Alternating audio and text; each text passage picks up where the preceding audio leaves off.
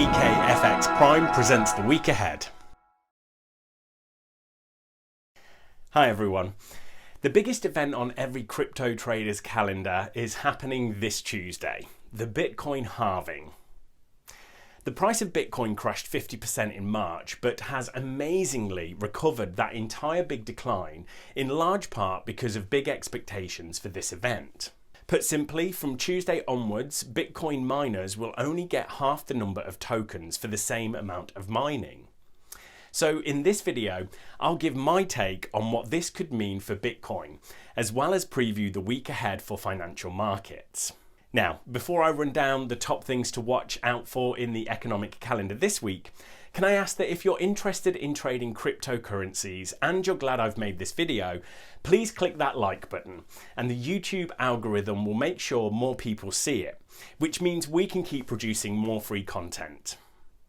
So you'll see a big theme across this week in first quarter growth statistics.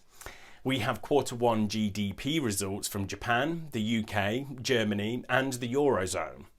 As you might expect, the general picture is of falling growth in quarter one. However, what markets really fears is how bad it is in the current quarter, i.e. quarter two. The RBNZ decides interest rates for New Zealand, but I don't expect any change. Just a review of how the QE program is going. The Kiwi could benefit if Governor Adrian Orr says asset purchases have been reduced recently, because it means less money printing. Then lastly, it's China and US retail sales. Apparently, retail spending saw a big recovery in China over the May Day holiday, but it's still expected to be down as of April. So the number of new Bitcoins entering the market as of Tuesday will be cut in half. Markets are supposed to work according to the laws of supply and demand, so if new supply is cut by 50%, even if demand growth stays constant, economic theory says the price of the asset should rise. Of course, theory doesn't very often match reality, but it just so happens that after the last halving, the price of Bitcoin went on a monster rally. Halvings are supposed to take place every 4 years, and the last one was in 2016, and the year after that, Bitcoin absolutely took off, going from under $1,000 to nearly $20,000 in less than a year.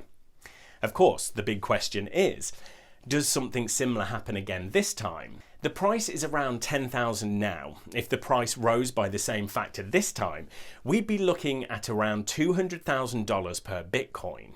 So let's start with what, in my view, is the biggest risk.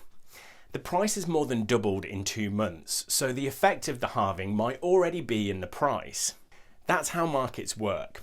They price in events before they happen, but here's the really interesting contrast in my view.